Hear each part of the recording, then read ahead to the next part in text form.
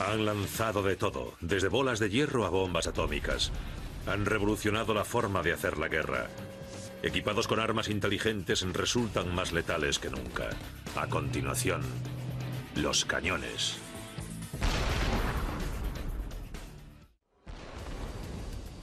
Los cañones del siglo XXI son maravillas de la tecnología que combinan cerebro y músculo.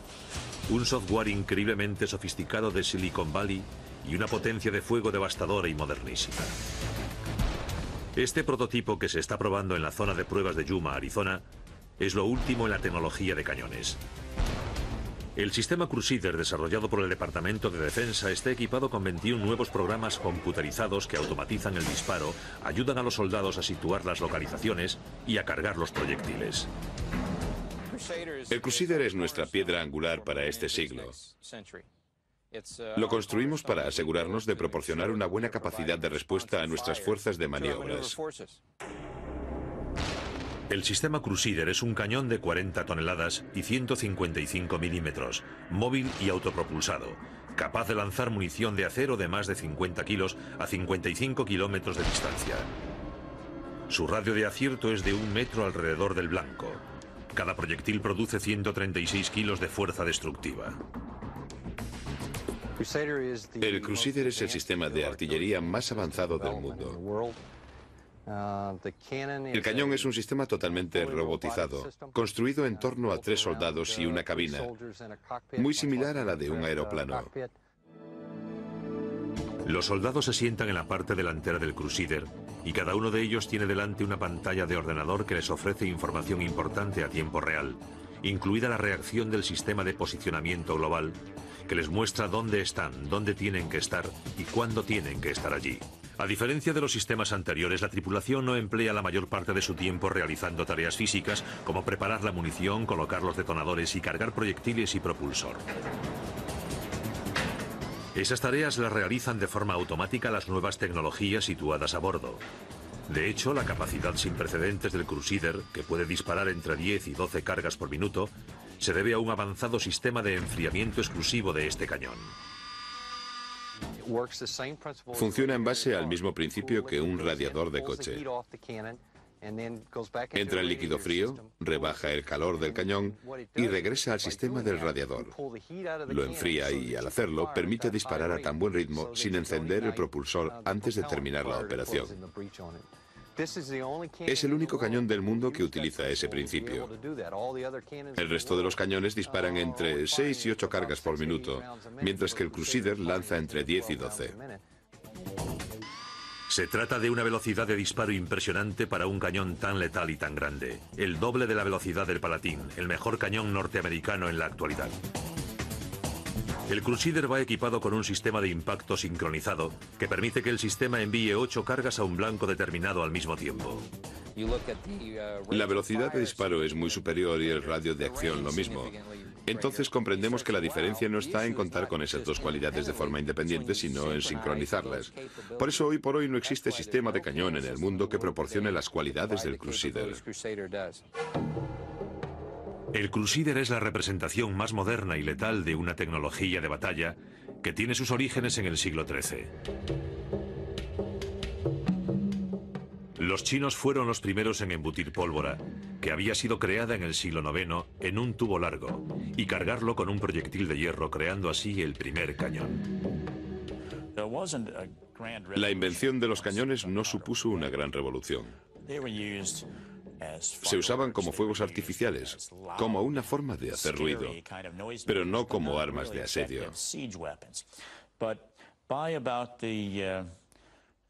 Pero a mediados del siglo XIII y principios del XIV, la pólvora y el cañón se abrieron camino en Europa. Los primeros cañones se usaron sobre todo como armas de asedio. El esfuerzo de algunos príncipes por consolidar su poder pasaba por hallar la manera de reducir esos castillos rodeados de altas e impenetrables murallas. Y la mejor manera de conseguirlo era sacar los cañones de asedio, situarlos en el lugar adecuado y comenzar a disparar contra los muros de los castillos que acababan por derrumbarse.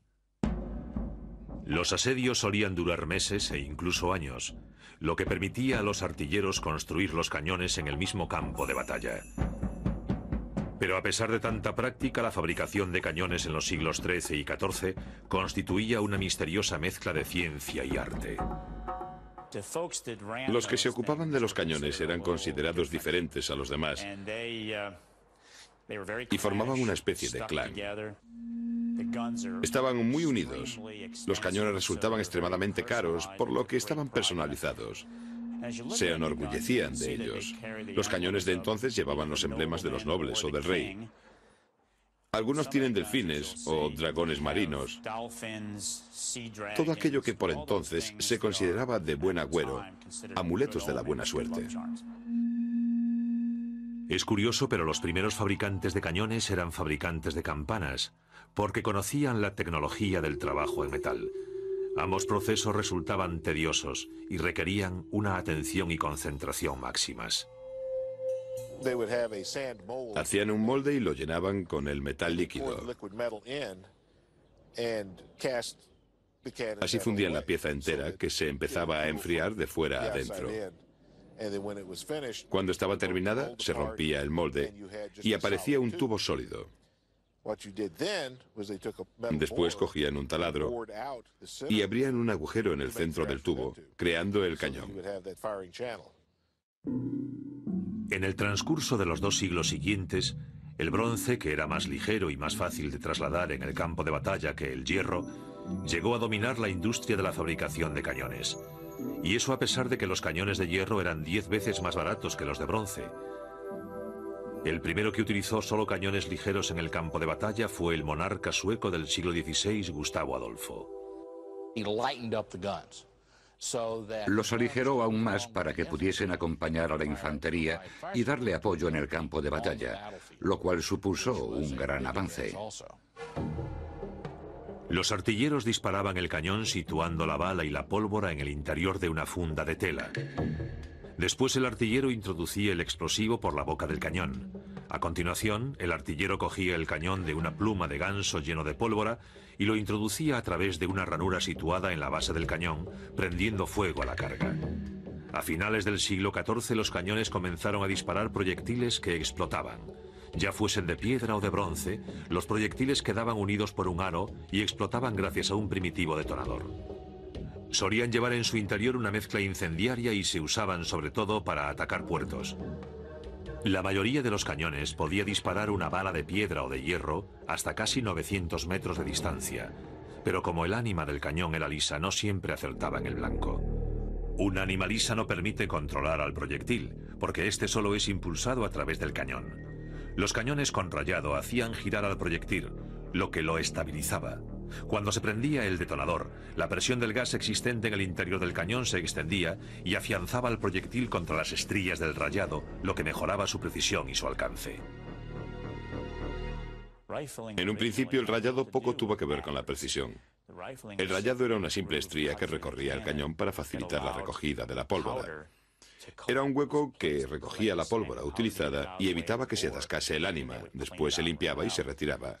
Con el tiempo se descubrió que dándole el giro adecuado mejoraba la precisión. Los cañones grandes jugaron su primer papel dominante en superficie en la Armada Invencible en 1588. Las flotas española y británica lucharon durante casi 2 semanas en el Canal de la Mancha. Cada una contaba más o menos con 40 buques de guerra, pero fue el tamaño de los cañones británicos lo que acabó por superar a la flota española. Las batallas navales no volverían a ser lo mismo, ya que los grandes cañones se convirtieron en el arma preferida en alta mar. Debido a su movilidad, los cañones más pequeños predominaban en el campo de batalla. Y en el invierno de 1775, el dueño de una librería de Massachusetts alteró el curso de la Guerra de la Independencia. Henry Knox recuperó 50 cañones británicos y los llevó a Boston desde el capturado fuerte Ticonderoga, lo que obligó a los británicos a retirarse de Boston. Varios meses después, los colonos declararon su independencia de Gran Bretaña. Después de su éxito en la Guerra de la Independencia, los cañones aún jugaron un papel más importante en la guerra entre México y los Estados Unidos. Pero fue en 1854 cuando un ingeniero hidráulico británico llamado William Armstrong resolvió el problema de las fugas de gas y logró un importante avance a la hora de mejorar la precisión. desarrolló un proceso que calentaría y montaría en caliente el tubo del cañón para mejorar la resistencia en la zona donde se producía la mayor presión interna. Armstrong y otros fabricantes de cañones añadieron este avance a la retrocarga y por último rayaron por dentro los cañones. El problema hasta el siglo XIX fue que los cañones se hacían de bronce. Y si haces algo de bronce, no se puede rayar. Era necesario un material duro. El bronce es un material más ligero que el hierro y no soporta la intensa presión que implica el realizar el rayado de un cañón. Los cañones de hierro siempre habían resultado más baratos que los de bronce y ahora, resuelto el problema de las fugas, volvieron a verse con buenos ojos. En el siglo XIX, la revolución industrial permitió a los obreros de las fundiciones y a los metalúrgicos provocar un gran crecimiento de la producción de cañones. Seguramente la fundición más importante era la de West Point, en Coral Springs, Nueva York. Era uno de los 4 lugares seleccionados por el presidente James Madison después de la guerra de 1812 para fabricar cañones para los Estados Unidos. Esta fundición produjo la mayoría de los cañones utilizados por el ejército de la Unión en la Guerra Civil. Como suele ocurrir, la guerra empuja la tecnología y la era de la Guerra Civil dio fuelle a la tecnología de los cañones en varios frentes. Lo primero fue la pólvora sin humo. Es necesario tener un propulsor que, al enviar el proyectil fuera del tubo, no desvele la situación de dicho tubo. Lo segundo fue el cilindro de retroceso. Antes de que inventasen el cilindro de retroceso, al disparar un arma, ésta se movía hacia atrás y había que volver a situarla en batería en su posición antes de poder volver a disparar. Y al hacerlo, nunca se tenía la total certeza de que el tubo ocupase el mismo lugar en cada ocasión. Y no se tuvo hasta que el arma empezó a retroceder un poco para recuperar de nuevo su posición después de cada disparo. Lo tercero fueron unos detonadores verdaderamente eficaces y fiables. Cuando la Guerra Civil comenzó, hacía casi 150 años que se utilizaban detonadores. Eran unos tubos de madera que se encajaban en el proyectil y se encendían justo antes de dispararlo. El detonador lanzaba el proyectil, además de detonar la carga sobre la zona del blanco. Conseguir que el detonador explotase en el momento deseado siempre había sido un problema. Esto se resolvió al inventarse el detonador de percusión que detonaba por impacto. A finales del siglo XIX los cañones se convertirían en la artillería más importante del campo de batalla. Para cumplir mejor un papel tan importante, surgirían armas más grandes que harían estragos entre la inocente población civil y los aterrorizados soldados.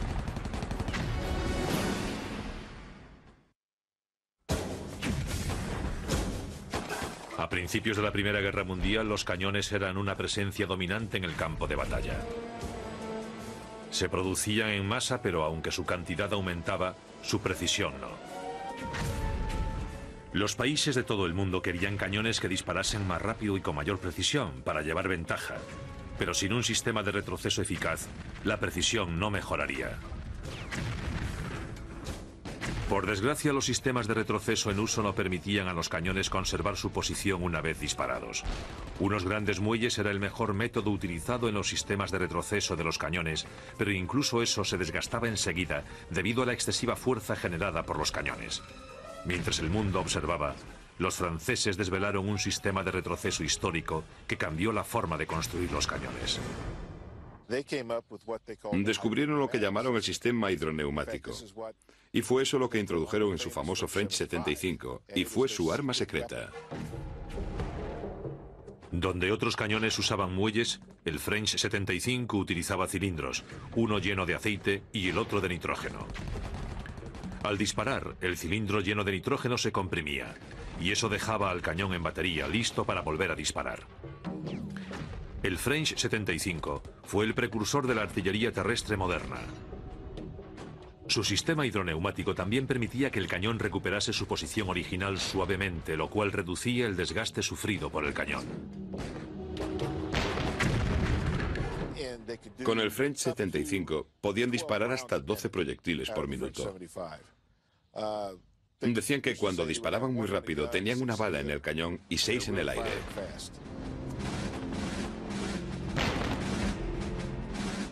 El cañón pesaba 1.200 kilos, medía 5,5 metros de largo y 3 de ancho, se elevaba a 1,80 m y estaba protegido por un blindaje.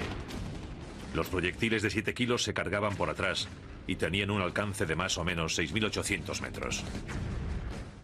Había un verdadero asesino en el campo de batalla, y en la Primera Guerra Mundial eso resultará muy importante. El sistema de retroceso del French 75 puso en marcha a nivel internacional el juego de cómo lo consiguen. En la Primera Guerra Mundial, cuando lo trajeron a Norteamérica, no pudimos desmontar el cañón para ver cómo funcionaba, porque era un secreto nacional francés. Acabó sabiéndose. Es imposible ocultar mucho tiempo una cosa como esa. Y muy pronto todos los ejércitos de Europa tendrían algo similar al French 75. El nuevo cañón fue el abanderado en los primeros días de la Primera Guerra Mundial. Pero a medida que la guerra fue derivando hacia las trincheras, el French 75 resultó menos eficaz. De hecho, el French 75, como todos los cañones que lanzaban proyectiles con altas trayectorias, disparaba por encima de los soldados atrincherados en el suelo. Los alemanes fueron los primeros en solucionar ese problema. Construyeron los cañones más grandes hasta la fecha. Uno de ellos fue el Gran Bertha, que destrozó el fuerte de Lieja, Bélgica, en agosto de 1914. Nadie había visto cosa igual, que se pudiera coger un cañón de asedio, porque era un enorme cañón de asedio, y destrozar esos fuertes tan modernos.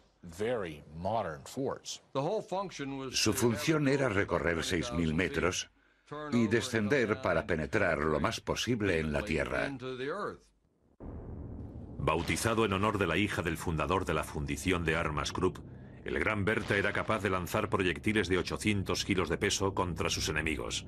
A causa de su peso, el Gran Bertha tenía que ser transportado por partes en máquinas de tracción de 5 motores y montado in situ por una grúa. Fue una de las primeras unidades de artillería motorizadas. Les llevaba cerca de un día emplazar la batería y otro día establecer el alcance. Una vez hecho esto, iban destruyendo los fuertes uno a uno. Pero había un problema. Disparar el Gran Bertha dañaba su sistema de retroceso hasta tal punto que solo podían dispararlo unas pocas veces al día. Sin embargo, el Gran Bertha fue el precursor de armas que se convertirían en un elemento básico de los frentes de batalla de la Primera Guerra Mundial. Los cañones que se mueven por vía férrea resultan muy eficaces en la Primera Guerra Mundial, porque son grandes, y debemos recordar que los frentes de la Primera Guerra Mundial son fijos, no se mueven demasiado. Y si en el frente se sitúa un cañón de 14 pulgadas que dispara un proyectil que pesa 800 kilos, no hay duda de su eficacia. Cuando un proyectil de 800 kilos te cae en la cabeza, te enteras. Varios ejércitos desarrollaron armas similares al Gran Bertha, lo que hizo que los alemanes reforzaran su apuesta inicial fabricando un cañón aún más. A partir del Gran Bertha, la Krupp desarrolló el llamado Cañón de París. Con él, los alemanes pretendieron sembrar la confusión y el pánico en la capital francesa en 1917. Con sus 142 toneladas, el cañón de París triplicaba el peso del Gran Bertha. Lanzaba un proyectil de 68 kilos a más de 120 kilómetros. El cañón de París tenía un cañón que medía 33,5 metros de largo, algo sin precedentes. Desde marzo a julio de 1918, el cañón de París estuvo oculto en el bosque de Crépy, a las afueras de París, apuntando a la ciudad. Cuando disparó, los franceses no supieron qué era lo que les atacaba. De hecho, la primera vez que disparó contra París, los franceses creyeron que había estallado una fábrica de gas. No comprendieron que se trataba de un cañón. Después pensaron que tal vez los bombardeaban desde el aire, desde un cepelín que volase alto, por lo que no lograban verlo. Pero al cabo de un tiempo comprendieron que eran proyectiles de artillería. Fue el primer cañón capaz de alcanzar la parte superior de la atmósfera. Llegaba hasta allá arriba y luego descendía. Lo más interesante del cañón de París es que era tan grande que necesitaba tener una superestructura recubriéndolo, porque al disparar bailaba. Pero cuando los aliados obligaron a los alemanes a desplazarse a otros frentes, estos tuvieron que replantearse la utilidad del pesado y costoso cañón de París. Dejaron de disparar el cañón de París, se lo llevaron de vuelta a la Krupp y lo desmantelaron. Mientras el cañón de París encontró su fin, los cañones grandes a bordo de los buques de guerra y en las defensas de los puertos siguieron funcionando durante toda la guerra. Los cañones navales y costeros luchaban en términos de igualdad hasta que la artillería de la costa tomó la delantera con el desarrollo de un arma que desaparecería con la misma rapidez con la que surgía. La ventaja de un cañón oculto es que si el enemigo está restringido a un proyectil de trayectoria fija, como ocurría con la mayoría de las armas navales en la época de su aparición, el cañón oculto se elevaba por encima de un parapeto de tierra y cemento, disparaba y después la fuerza del retroceso lo ocultaba otra vez debajo o detrás del parapeto. Y funcionaba porque el enemigo solo veía el cañón durante los pocos segundos que tardaba en disparar, así que no podía localizar su situación exacta. Además, el parapeto protegía al cañón, pero al final los cañones navales dieron respuesta al problema. La desaparición de los cañones ocultos vino dada por la mejora tecnológica de la artillería naval, que les permitió emplear armas de trayectoria alta.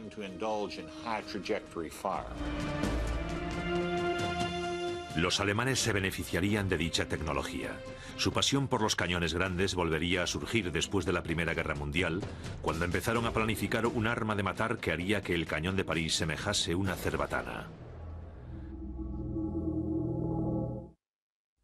Al comienzo de la Segunda Guerra Mundial, Alemania seguía llevando la delantera en el desarrollo de cañones grandes. Aunque el Gran Bertha y el cañón de París solo resultaban destructivos en situaciones limitadas, los alemanes seguían pensando que los grandes cañones por vía férrea eran una pieza clave de su arsenal. Durante la Segunda Guerra Mundial, los alemanes desarrollaron un cañón llamado Dora. Era un cañón de 800 milímetros. Para situarlo eran necesarios 3.000 hombres y 6 semanas. El equipo que lo disparaba estaba formado por 500 hombres al mando de un general de división. Supone una inversión enorme para un arma tan grande. Dora pesaba alrededor de 1.350 toneladas y era con mucho el cañón más pesado jamás fabricado. Era tan grande que, al igual que el Gran Bertha, se desplazaba por vía férrea en secciones y se montaba in situ.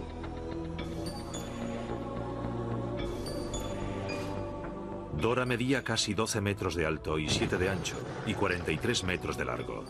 Su proyectil, lleno de pólvora para cañón, pesaba 7 toneladas y dejaba ciudades enteras reducidas a escombros. Con una carga de más de 2.000 kilos, el enorme proyectil recorría hasta 38 kilómetros para alcanzar su blanco. El Dora y otro gran cañón llamado Gustav se utilizaron en el sitio de Sebastopol, en Rusia. Su función era destrozar grandes formaciones y fortificaciones de cemento. Y la cumplieron bien. Aunque probablemente la aviación utilizando bombas grandes podría haber logrado el mismo objetivo sin que fuesen necesarios tantos hombres, tecnología y capacidad de fabricación como se necesitaron para construirlos.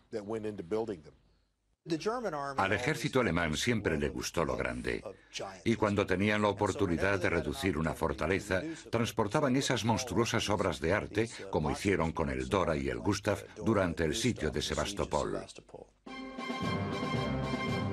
Mientras Alemania se ocupaba de los grandes cañones, los aliados buscaron otra forma de lograr la supremacía en el campo de los cañones. En 1943, después de un período de pruebas que duró 3 años, los aliados perfeccionaron el detonador de proximidad, un arma antiaérea que ampliaba la capacidad letal de la artillería.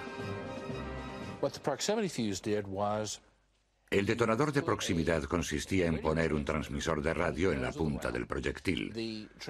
Dicho transmisor emitía una señal, y cuando el proyectil recibía la señal de regreso que rebotaba en el blanco, el proyectil explotaba. Este detonador se empleó por primera vez en el escenario de operaciones del Pacífico. Funcionó tan bien que el personal del ejército quiso que el detonador sirviese de apoyo a las tropas terrestres, además de atacar a la aviación alemana. Durante la batalla de Bulge, los Estados Unidos tienen problemas y entonces entregan el detonador de proximidad a la artillería terrestre. Ellos lo disparaban y el proyectil siempre estallaba a 30 metros por encima del suelo. La detonación por encima del suelo incrementaba la potencia de la carga porque el área alcanzada era mayor que la de un proyectil tradicional. Los cañones equipados con el detonador de proximidad no fueron las únicas armas utilizadas por la Armada de los Estados Unidos. Patrullando el Pacífico se encontraban los buques de guerra de la clase Iowa. Los 5 buques de guerra eran magníficas máquinas de destrucción. Medían casi 275 metros de largo y estaban equipados con 9 enormes cañones de 16 pulgadas de boca, los más grandes jamás montados en un buque de guerra.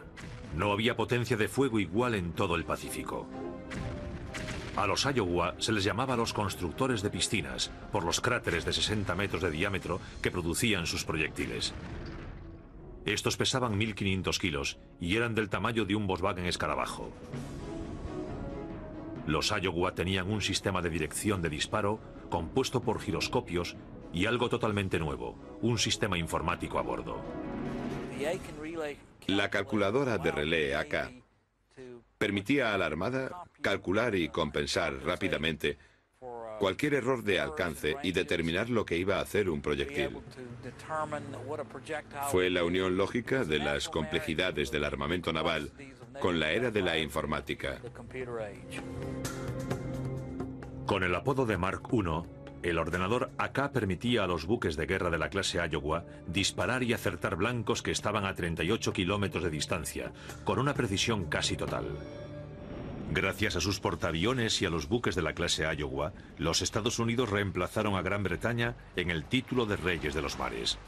Por desgracia para los Estados Unidos, la potencia de fuego sin igual en el agua no llevaba incluida la preeminencia en la artillería costera. Las nuevas tecnologías obligaron a los Estados Unidos a replantearse su compromiso con el uso de cañones en la defensa de sus puertos. En los Estados Unidos resultaba evidente, al menos por nuestra parte, que los misiles aéreos y terrestres iban a ser las armas del futuro, que ocuparían el lugar de la artillería costera. Por eso, después de la Segunda Guerra Mundial, nuestra artillería pesada en la costa no duró ni una década. En 1949, todas las defensas costeras de artillería habían sido abandonadas o disueltas, dejando solo una variedad de monumentos de hierro como este del Museo de Artillería del Ejército de los Estados Unidos. Pero aunque una rama del ejército dejó de utilizar los cañones, nuevas posibilidades se abrieron para estos y la ira que desatarían sobre el mundo. La devastación que cayó sobre Japón y que puso fin a la Segunda Guerra Mundial alteró el campo de la tecnología de los cañones, mientras los científicos y los oficiales del ejército buscaban la mejor forma de utilizarlos en la segunda mitad del siglo XX. El aprovechamiento de la energía nuclear fue una preocupación global en los años que siguieron a la Segunda Guerra Mundial. A principios de los 50, el ejército de los Estados Unidos trabajaba con la Comisión de Energía Atómica con el fin de desarrollar un cañón atómico. Intentan llevar un arma atómica al campo de batalla. Por entonces parecía una buena idea. El problema de trasladar un arma atómica al campo de batalla, un arma atómica táctica, era que la cabeza nuclear podía reducirse solo hasta un límite. Ese límite estaba en 11 pulgadas, 280 milímetros.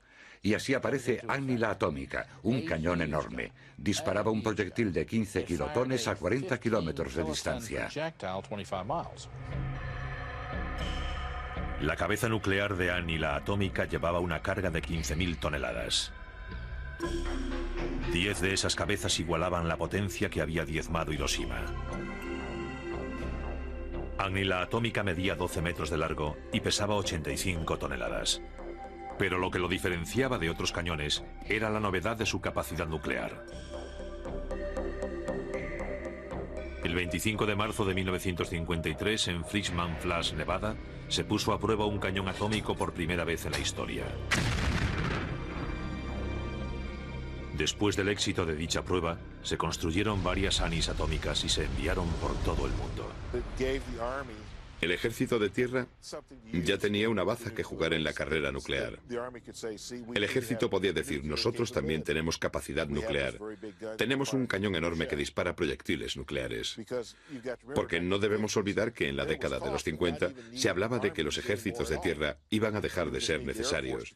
Que bastaba con que la aviación soltase una bomba nuclear sobre el enemigo y después unos cuantos soldados entrasen en la zona para dejarla limpia. El ejército de tierra buscaba una forma de sobrevivir en el juego, y al contar con ese proyectil nuclear pudo lograrlo. Si vamos hasta Fort Sill y observamos a Annie la atómica, vemos que se trata de un cañón sobre vía férrea que se asienta en una base de disparo en lugar de sobre la vía férrea. En lugar de llevar un carro debajo tirado por un motor, llevaba 2 unidades motorizadas que se enganchaban a él, lo levantaban y lo movían. La capacidad nuclear de Annie la atómica era solo una de sus cualidades antes nunca vistas. Los científicos necesitaban desarrollar un sistema que soportase la potencia de un cañón que disparaba cabezas nucleares, y mejoraron una idea de principios de siglo. Annie la atómica lleva un sistema de retroceso doble.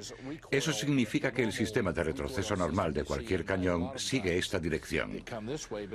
Pero además tiene también otro por debajo que se desliza de esta forma y así suaviza el retroceso. De manera que en caso de ser necesario podría volver a dispararse rápidamente. El gran problema de Annie la atómica y de los cañones similares era el mismo problema que ya habían tenido los alemanes. Una batería constaba de 2 cañones, normalmente consta de 6, pero esta es una batería grande con 2 cañones que se tardan en emplazar un día. El alcance es de 32 kilómetros, pero en una guerra fluida, a veces el enemigo se mueve a una velocidad superior a esa. El otro problema es que los soviéticos podían tener muchos defectos, pero no eran tontos. Por eso siempre lo tenían controlado. Lo llevasen a donde lo llevasen, ellos sabían dónde estaba. Esos problemas resultaron ser insuperables, y Annie la atómica siguió los pasos de la Gran Berta, del Cañón de París y del Dora. Este Annie la atómica descansa ahora en el Museo de Artillería de Aberdeen, Maryland.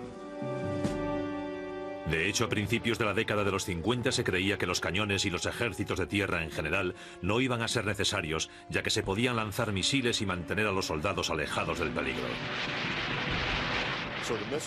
Los misiles dejaron desfasado a Annie la atómica, porque se montaban con mucha más rapidez, viajaban a mayor velocidad, causaban más daño y resultaban igual de precisos. No se podía obtener más de la unión de la artillería y las armas atómicas. Con el fin de competir con los cohetes y los misiles, se incrementaron tanto la movilidad como la precisión de los cañones para lograr que pudieran seguir siendo una opción viable en el campo de batalla. Las guerras de Corea y de Vietnam ofrecieron a los cañones las primeras oportunidades de demostrar que aún eran útiles. El gran avance de Vietnam fue una cosa llamada base de disparo. El cuerpo de ingenieros salía con una pequeña excavadora y limpiaba un claro en la jungla. Después se transportaban los cañones por aire, dando apoyo a una operación de infantería dentro del radio de acción de la artillería. Así, la infantería nunca quedaba fuera del alcance de la artillería. De esta forma se explotaba la movilidad de los helicópteros para transportar cañones, construir las bases de disparo y disparar. Lo realmente importante en Vietnam fue que la movilidad, la capacidad de adaptación necesaria para sobrevivir, provocó que las Fuerzas Armadas de los Estados Unidos incluyesen a la artillería en su abandono del campo de batalla lineal, como venía ocurriendo desde la Primera Guerra Mundial. Debido al cambiante frente de Vietnam y a la dificultad del terreno, se necesitaban cañones más pequeños, más ligeros y más fáciles de trasladar. Para combatir en el excepcional paisaje de Vietnam, los Estados Unidos desarrollaron un nuevo cañón. En 1966 se desplegó por primera vez el M102, un cañón de 105 milímetros autopropulsado. El M102 era otro obús 105, pero tenía una base que se clavaba en el suelo y permitía que el cañón girase 360 grados. Otra ventaja obvia es que estaba diseñado para ir situado en la parte inferior de los helicópteros y que era más ligero, lo que permitía un sistema de despliegue más amplio. Vietnam demostró a los líderes militares que las guerras eran acontecimientos fluidos y que la artillería debía adaptarse al medio en el que se desarrollaba la guerra. Y les hizo ver que los cañones y proyectiles tenían que ser más adaptables. Y claro, el secreto está en conseguir municiones de precisión. Cuando la artillería resulte tan precisa como las bombas inteligentes, estaremos en una nueva era de potencia de fuego de precisión. De cañones de precisión. Móviles, ligeros y ahora equipados con proyectiles de precisión, los cañones reclamaban un papel dominante en el campo de batalla. Pero al menos otro líder mundial caería víctima de su extrema obsesión por los cañones grandes. Antes de conseguir el reconocimiento internacional como hombre fuerte del Oriente Medio, el líder iraquí Saddam Hussein se dejó atrapar por la idea de contar con un supercañón tan grande que fuese capaz de poner un proyectil en órbita. En 1989, Hussein se reunió con un astrofísico de origen canadiense llamado Gerald Ball, y su idea comenzó a tomar forma. Siempre arrogante, Hussein quería apuntar su supercañón hacia sus vecinos israelíes. Surgieron varios problemas. Uno era que ocupaba una posición fija. Así que, ¿cuántos proyectiles podría disparar antes de que las fuerzas aéreas israelíes, que son de las mejores, encontrasen el cañón y lo bombardeasen hasta destruirlo? Como el supercañón era tan grande y se mantenía en secreto, era transportado por barco en secciones desde Inglaterra, donde se estaba construyendo, hasta Irak, con la disculpa de que eran tuberías para un complejo petroquímico. Una vez completado, el cañón mediría 182 metros de largo y dispararía un proyectil de 600 kilos de peso a 1.125 kilómetros de distancia. Los componentes del cañón procedían de distintas fábricas de Inglaterra, España, Holanda y Suiza. Por desgracia para Hussein, los agentes de aduanas británicos descubrieron las últimas 8 secciones del supercañón en noviembre de 1990, antes de que pudiera terminarse. Aún hoy, Hussein sueña con construir su supercañón. Durante la década de los 90, a diferencia de Hussein, los Estados Unidos continuaron trabajando para fabricar cañones más ligeros y más fáciles de trasladar, y desarrollaron el Palatine, el sistema de cañones autopropulsados de última generación. El Palatine es la mejor arma de artillería de tubo que el ejército de los Estados Unidos tiene hoy por hoy. Es un cañón con un ordenador incorporado, que permite controlarlo y disparar más rápido, más lejos y moverlo más rápidamente. Es decir, machacar al enemigo antes de que sepa que está ahí.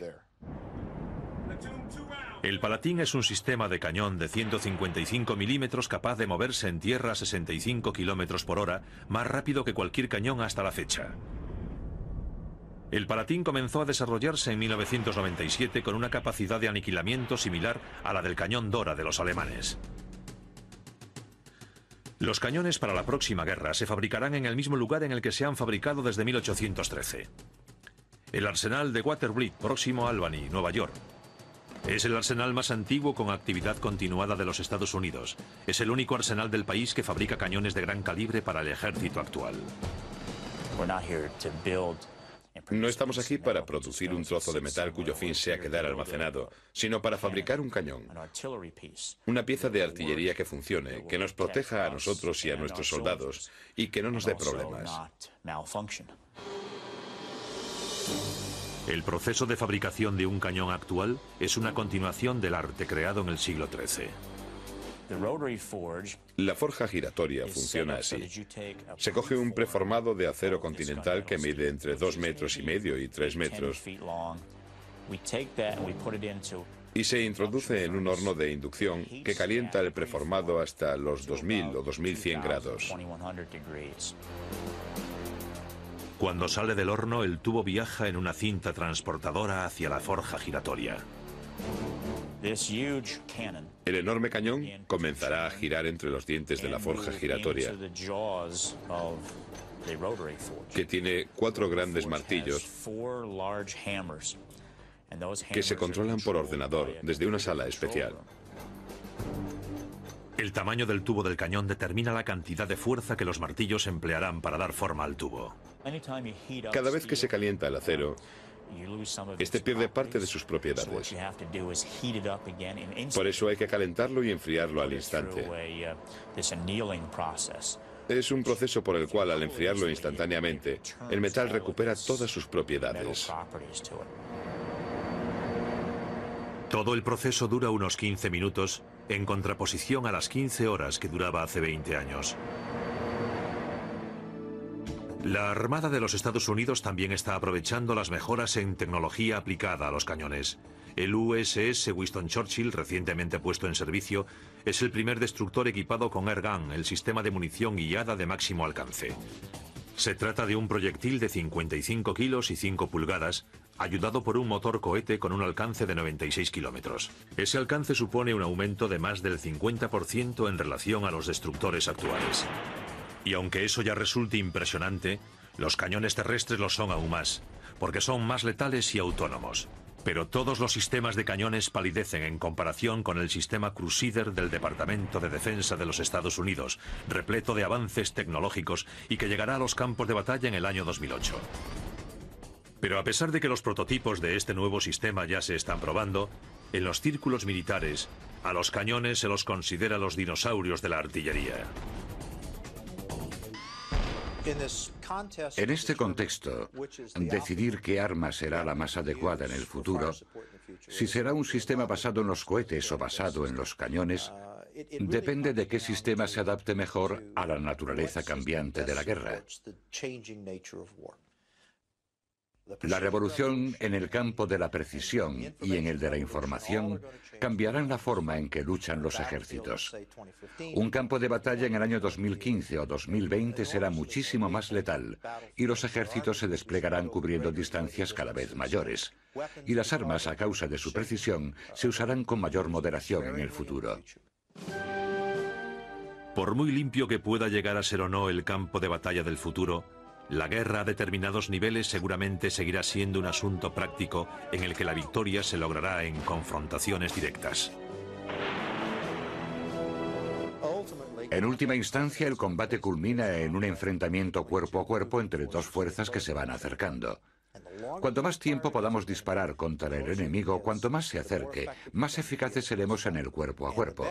Y el mejor instrumento para disparar a corta distancia siempre ha sido y continuará siéndolo la artillería pesada.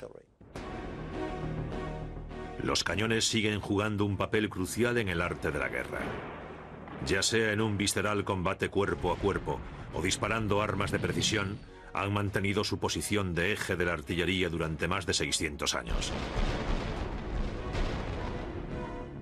A pesar de las nuevas tecnologías, no parece arriesgado predecir que los cañones seguirán existiendo mientras existan las guerras y haya batallas que ganar.